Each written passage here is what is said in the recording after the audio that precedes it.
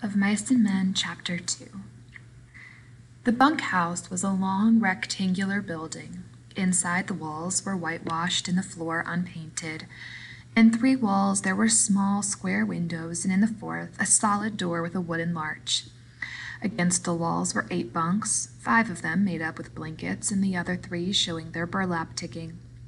Over each bunk there was nailed an apple box with the opening forward so that it made 2 shelves for the personal belongings of the occupant of the bunk, and these shelves were loaded with little articles, soap and talcum powder, razors, and those Western magazines ranchmen loved to read and scoff at and secretly believe. And there were medicines on the shelves, in little vials, combs, and from nails on the box sides a few neckties. Near one wall there was a black cast-iron stove, a stovepipe going straight up through the ceiling. In the middle of the room stood a big square table littered with playing cards, and around it were grouped boxes for the players to sit on.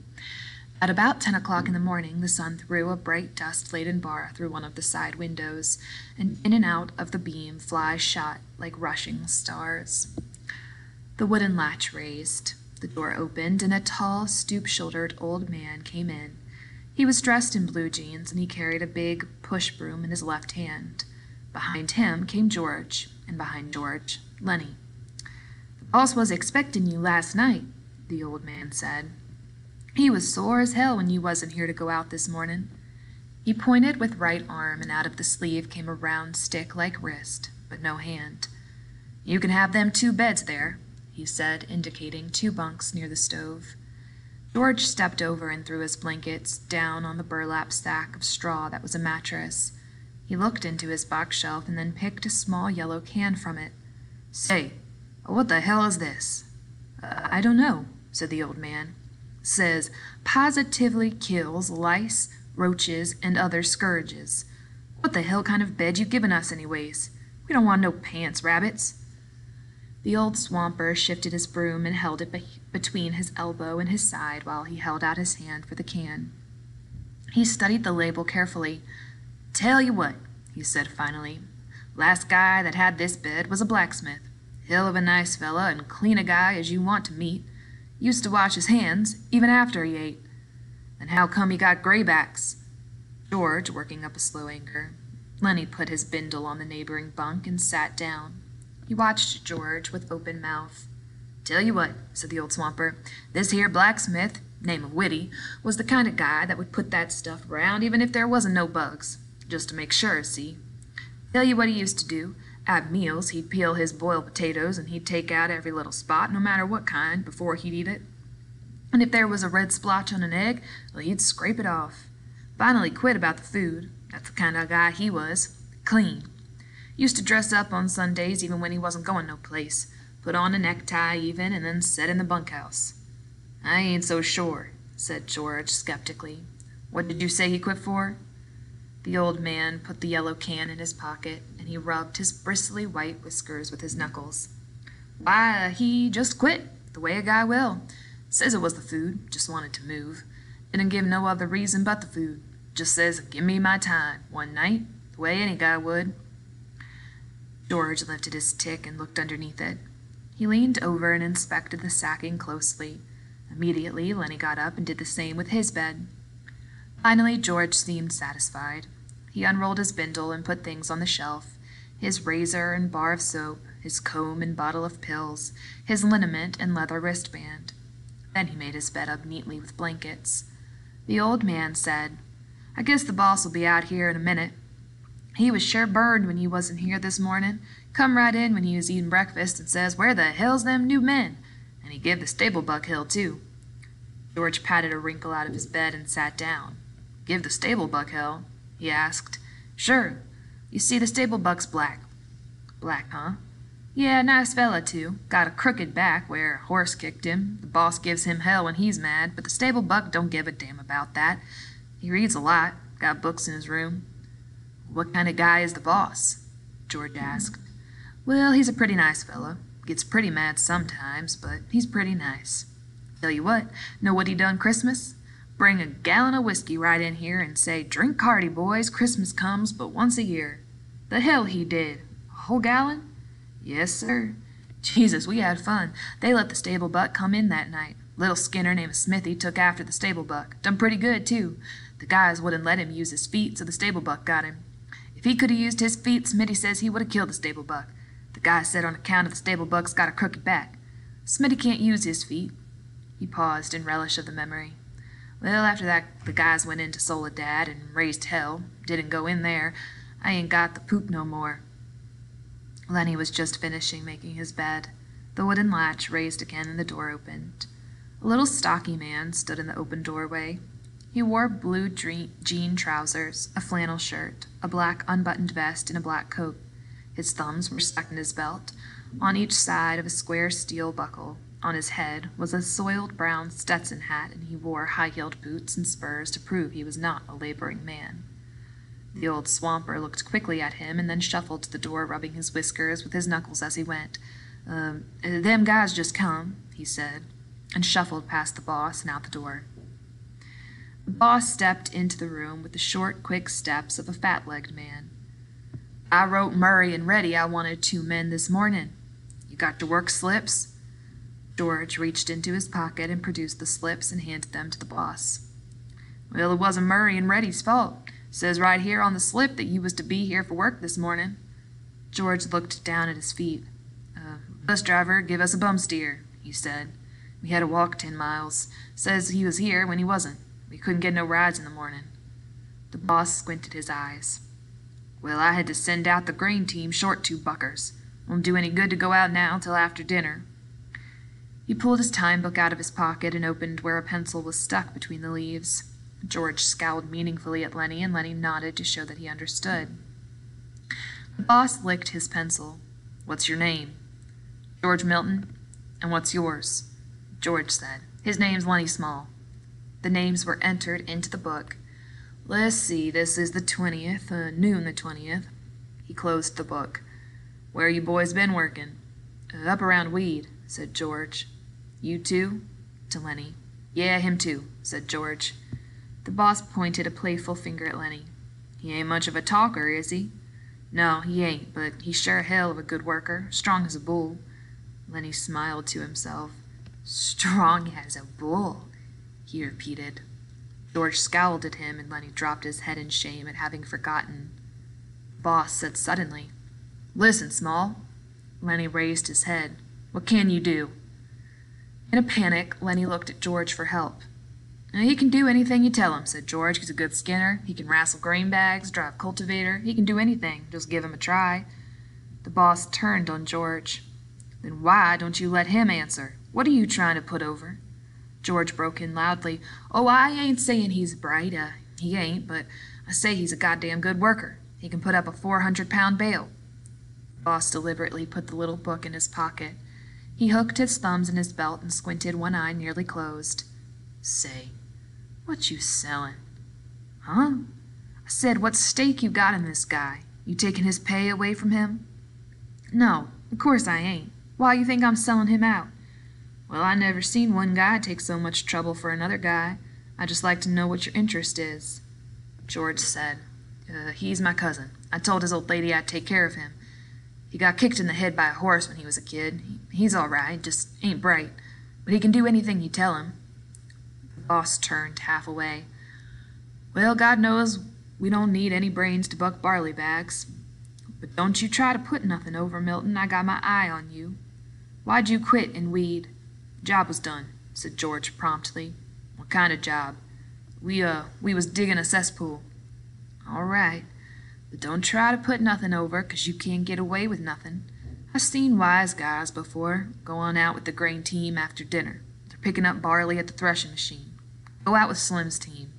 Slim? Yeah, big, tall Skinner. You'll see him at dinner. He turned abruptly and went to the door, but before he went out, he turned and looked for a long moment at the 2 men. When the sound of his footsteps had died away, George turned on Lenny. So you wasn't going to say a word. You was going to leave your big flapper shut and leave me to do all the talking. Damn near lost us the job. Lenny stared hopelessly at his hands. I forgot, George. Yeah, you forgot. You always forget, and I got to talk you out of it. He sat down heavily on the bunk. Now he's got the eye on us. Now we got to be careful and not make no slips. You keep your big wrapper shut after this." He fell morosely silent. "George? What you want now?" "I wasn't kicked in the head with no horse, was I, George?" "Be a damn good thing if you was," George said viciously. "Save everybody a hell of a lot of trouble." "You said I was your cousin, George." "Well, that was a lie. And I'm damn glad it was. If I was a relative of yours, I'd shoot myself." He stopped suddenly, stepped to the open front door and peered out. "Say, what the hell you doing listening?" The old man came slowly into the room. He had his broom in his hand, and at his heels there walked a drag-footed sheepdog, gray of muzzle and with pale, blind, old eyes. The dog struggled lamely to the inside of the room and lay down, grunting softly to himself and licking his grizzled, moth-eaten coat. The swamper watched him until he was settled. "Oh, I wasn't listening. I was just standing in the shade a minute, scratching my dog. I just now finished swamping out the wash-house."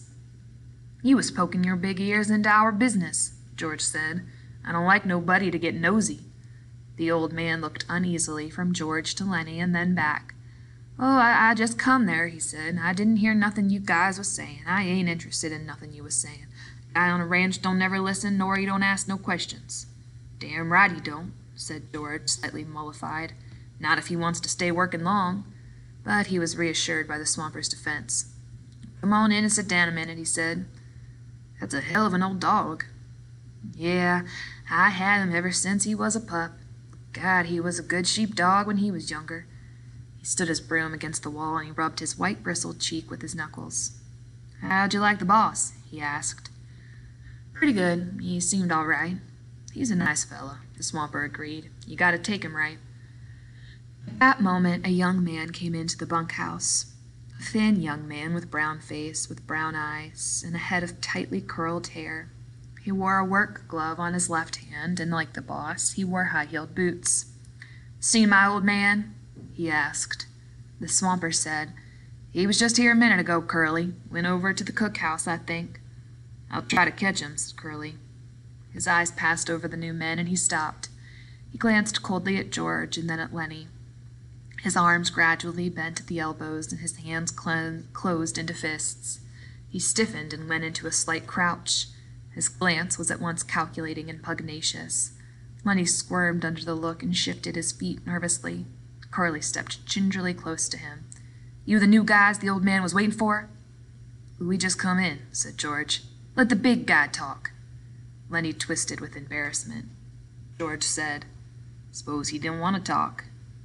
Curly lashed his body around. "By Christ, he's got to talk when he's spoke to. What the hell you getting into it for?" "We travel together," said George coldly. "Oh, so it's that way." George was tense and motionless. "Yeah, it's that way."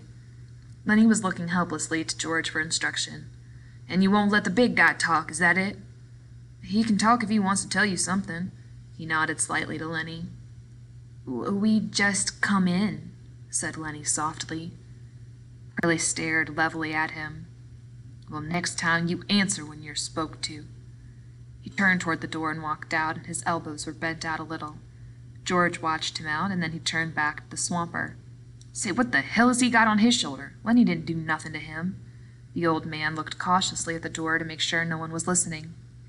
"That's the boss's son," he said quietly. "Curly's pretty handy. He done quite a bit in the ring. He's a lightweight, and he's handy." "Well, let him be handy," said George. "He don't have to take after Lenny. Lenny didn't do nothing to him. What's he got against Lenny?" The swamper considered. "Well, tell you what. Curly's like a lot of little guys. He hates big guys. He's all the time picking scraps with the big guys. Kind of like he's mad at 'em 'cause he ain't a big guy. You seen little guys like that, ain't you? Always scrappy." "Sure," said George. "I seen plenty tough little guys, but this Curly better not make no mistakes about Lenny. Lenny ain't handy, but this Curly punk is going to get hurt if he messes around with Lenny." "Well, Curly's pretty handy," the swamper said skeptically. "Never did seem right to me. Suppose Curly jumps a big guy and licks him. Everybody says what a game guy Curly is, and suppose he does the same thing and gets licked. Then everybody says the big guy ought to pick somebody his own size, and maybe they gang up on the big guy. Never did seem right to me. Seems like Curly ain't giving nobody a chance." George was watching the door. He said ominously, "Well, you better watch out for Lenny. Lenny ain't no fighter, but Lenny's strong and quick, and Lenny don't know no rules. He walked to the square table and sat down on one of the boxes. He gathered some of the cards together and shuffled them. The old man sat down on another box. "Don't tell Curly I said none of this, he'd slough me. He just don't give a damn, won't even get canned because his old man's the boss." George cut the cards and began turning them over, looking at each one and throwing it down on a pile. He said, "This guy Curly sounds like a son of a bitch to me. I don't like mean little guys." "Seems to me he's worse lately," said the swamper. "He got married a couple of weeks ago. Wife lives over in the boss's house. Seems like Curly is cockier than ever since he got married." George grunted. Maybe he's showing off for his wife. The swamper warmed to his gossip. "You seen that glove on his left hand?" "Yeah, I seen it." "Well, that glove's full of Vaseline." "Vaseline? What the hell for?" "Well, I tell you what, Curly says he's keeping that hand soft for his wife." George studied the cards absorbedly. "Well, that's a dirty thing to tell around," he said. The old man was reassured. He had drawn a derogatory statement from George. He felt safe now, and he spoke more confidently. "Wait till you see Curly's wife." George cut the cards again and put out a solitaire lay slowly and deliberately. "Purty?" he asked casually. "Yeah, purty, but—" George studied his cards. "But what?" "Well, she's got the eye." "Yeah, married 2 weeks and got the eye? Well, maybe that's why Curly's pants is full of ants. I seen her give Slim the eye. Slim's a jerk-line skinner. Hell of a nice fella. Slim don't need to wear no high-heeled boots on a grain team. I seen her give Slim the eye. Curly never seen it, and I seen her give Carlson the eye." George pretended to have a lack of interest. "Looks like we was going to have fun." The swamper stood up from his box. "Know what I think?" George did not answer. "Well, I think Curly's married a tart." "He ain't the first," said George. "There's plenty done that." The old man moved toward the door, and his ancient dog lifted his head and peered about and then got painfully to his feet to follow. "I gotta be setting out the wash basins for the guys. The teams will be in before long. You guys gonna buck barley?" "Yeah." "You won't tell Curly nothing I said?" "Hell no." "Well, you look her over, mister. You see if she ain't a tart." He stepped out the door into the brilliant sunshine. George laid down his cards thoughtfully, turned his piles of 3. He built 4 clubs on his ace pile. The sun square was on the floor now, and the flies whipped through it like sparks. The sound of jingling harness and the croak of heavy-laden axles sounded from outside. From the distance came a clear call. "Stable buck! Oh, stable buck!" And then, "Where the hell is that goddamn stable buck?" George stared at his solitaire lay, and then he flounced the cards together and turned around to Lenny. Lenny was lying down on the bunk, watching him. "Look, Lenny, this here ain't no setup. I'm scared. You gonna have trouble with that Curly guy. I seen that kind before. He was kind of feeling you out. He figures he's got you scared, and he's gonna take a sock at you the first chance he gets." Lenny's eyes were frightened. "I don't want no trouble," he said plaintively. "Don't let him sock me, George." George got up and went over to Lenny's bunk and sat down on it. "I hate that kind of bastard," he said. "I've seen plenty of 'em. Like that old guy says, Curly don't take no chances. He always wins." He thought for a moment. "If he tangles with you, Lenny, we're going to get the can. Don't make no mistake about that. He's the boss's son. Look, Lenny, you try to keep away from him, will you? Don't never speak to him. If he comes in here, you move clear to the other side of the room. Will you do that, Lenny?" "I don't want no trouble," Lenny mourned. "I never done nothing to him." "Well, that won't do you no good if Curly wants to plug himself up for a fighter. Just don't have nothing to do with him. Will you remember that?" "Sure, George, I ain't gonna say a word." The sound of the approaching grain teams was louder, thud of big hooves on hard ground, drag of brakes, and the jingle of trace chains. Men were calling back and forth from the teams. George, sitting on the bunk beside Lenny, frowned as he thought Lenny asked timidly, "You ain't mad, George?" "I ain't mad at you. I'm mad at this here Curly bastard. I hoped we was going to get a little stake together, maybe $100. His tone grew decisive. "You keep away from Curly, Lenny." "Sure I will, George. I won't say a word." "Don't let him pull you in, but if the son of a bitch socks you, you let him have it." "Well, let him have what, George?" Never mind. I'll tell you when. I hate that kind of a guy." Look, Lenny, if you get in any kind of trouble, you remember what I told you to do." Lenny raised up on his elbow. His face contorted with thought, then his eyes moved sadly to George's face. "If I get in any trouble, you ain't gonna let me tend the rabbits. That's not what I meant. You remember where we slept last night, down by the river?" "Yeah, I remember. Oh, sure I remember. I go there and I hide in the brush. Hide till I come for you. Don't let nobody see you. Hide in the brush by the river. You say that over. Hide in the brush by the river, down in the brush by the river. If you get in trouble. If I get in trouble." A brake screeched outside. A call came. "Stable Buck, oh Stable Buck." George said, "Say it over to yourself, Lenny, so you won't forget it." Both men glanced up, for the rectangle of sunshine in the doorway was cut off. A girl was standing there looking in. She had full, rouged lips and wide-spaced eyes.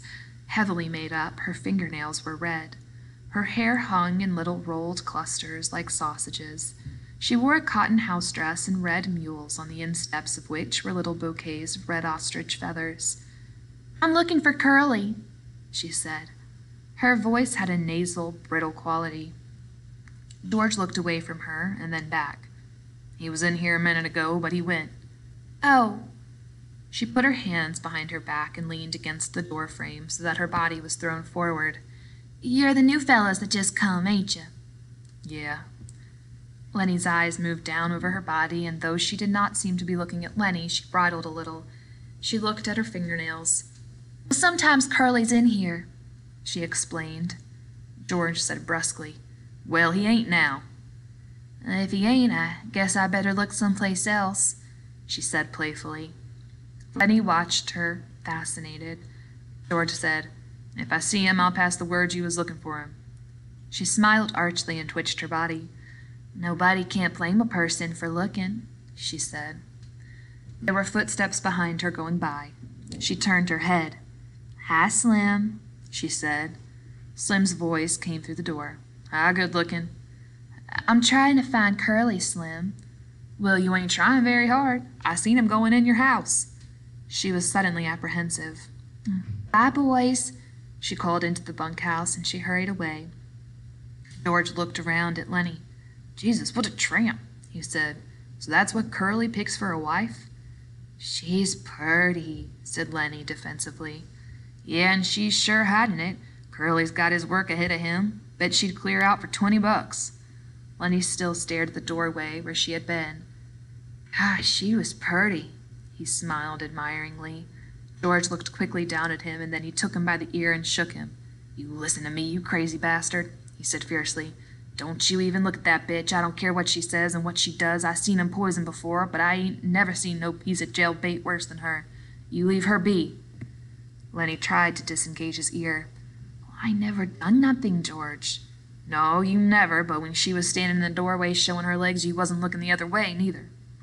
"I never meant no harm, George. Honest, I never." "Well, you keep away from her, 'cause she's a rat trap if I ever seen one. You let Curly take the rap. He let himself in for it. Glove full of Vaseline," George said disgustedly, "and I bet he's eating raw eggs and right into the patent medicine houses." Lenny cried out suddenly. "I don't like this place, George. This ain't no good place. I want to get out of here." "We gotta keep it till we get a stake. We can't help it, Lenny. We'll get out just as soon as we can. I don't like it no better than you do." He went back to the table and set out a new solitaire hand. "No, I don't like it," he said. "2 bits I'd shove out of here. If we can get just a few dollars in the poke, we'll shove off and go up the American River and pan gold. We can make maybe a couple of dollars a day there, and we might hit a pocket." Lenny leaned eagerly toward him. "Let's go, George. Let's get out of here. It's mean here." "We gotta stay," George said shortly. "Shut up now. The guys be coming in." From the washroom nearby came the sound of running water and rattling basins. George studied the cards. "Maybe we ought to wash up," he said. "But we ain't done nothing to get dirty." A tall man stood in the doorway. He held a crushed Stetson hat under his arm while he combed his long, black, damp hair straight back. Like the others, he wore blue jeans and a short denim jacket. When he had finished combing his hair, he moved into the room, and he moved with the majesty only achieved by royalty and master craftsmen.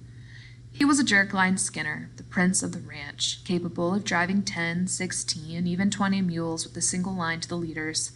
He was capable of killing a fly on the wheeler's butt with a bullwhip without touching the mule. There was a gravity in his manner and a quiet so profound that all talk stopped when he spoke. His authority was so great that his word was taken on any subject, be it politics or love. This was Slim, jerkline Skinner. His hatchet face was ageless. He might have been 35 or 50. His ear heard more than what was said to him, and his slow speech had overtones not of thought but of understanding beyond thought. His hands, large and lean, were as delicate in their action as those of a temple dancer. He smoothed out his crushed hat, creased it in the middle, and put it on. He looked kindly at the two in the bunkhouse. "It's brighter'n a bitch outside," he said gently. "Can't hardly see nothing in here. You the new guys?" "Just come," said George. "Gonna buck barley?" "That's what the boss says." Slim sat down on a box across the table from George. He studied a solitaire hand that was upside down to him. "Hope you get on my team," he said. His voice was very gentle. "I got a pair of punks on my team that don't know a barley bag from a blue ball. You guys ever bucked any barley?" "Hell yes," said George. "I ain't nothing to scream about, but that big bastard there can put up more grain alone than most pears can." Lenny, who had been following the conversation back and forth with his eyes, smiled complacently at the compliment. Slim looked approvingly at George for having given the compliment. He leaned over the table and snapped the corner of a loose card. "You guys travel around together?" His tone was friendly. It invited confidence without demanding it. "Sure," said George. "We kind of look after each other." He indicated Lenny with his thumb. "He ain't bright. Hell of a good worker, though. Hell of a nice fella, but he ain't bright. I've known him for a long time." Slim looked through George and beyond him. "Ain't many guys travel around together," he mused. "I don't know why. Maybe everybody in the whole damn world is scared of each other." "It's a lot nicer to go around with a guy, you know," said George. A powerful, big-stomached man came into the bunkhouse. His head still dripped water from the scrubbing and dousing. "Hi, Slim," he said, and then stopped and stared at George and Lenny. "These guys just come," said Slim by way of introduction. "Glad to meet you," the big man said. "My name's Carlson." "I'm George Milton. This here's Lenny Small." "Glad to meet you," Carlson said again. "He ain't very small." He chuckled softly at his own joke. "Ain't small at all," he repeated. "Meant to ask you, Slim, how's your bitch? I seen she wasn't under your wagon this morning." "She slang her pups last night," said Slim. 9 of 'em. I drowned 4 of 'em right off. She couldn't feed that many." "Got 5 left, huh?" "Yeah, 5. I kept the biggest." "What kind of dogs you think they're gonna be?" "I don't know," said Slim. "Some kind of shepherds, I guess. That's the most kind I seen around here when she was in heat." Carlson went on. "Got 5 pups, huh? Gonna keep all of 'em?" "I don't know. Had to keep 'em a while so they can drink Lulu's milk." Carlson said thoughtfully, "Well, look-a-here, Slim. I've been thinking. That dog of Candy's is so goddamn old he can't hardly walk. Stinks like hell, too. Every time he comes into the bunkhouse I can smell him for 2-3 days. Why don't you get Candy to shoot his old dog and give him one of the pups to raise up? I can smell that dog a mile away. Got no teeth, damn near blind, can't eat. Candy feeds him milk, he can't chew nothing else." George had been staring intently at Slim.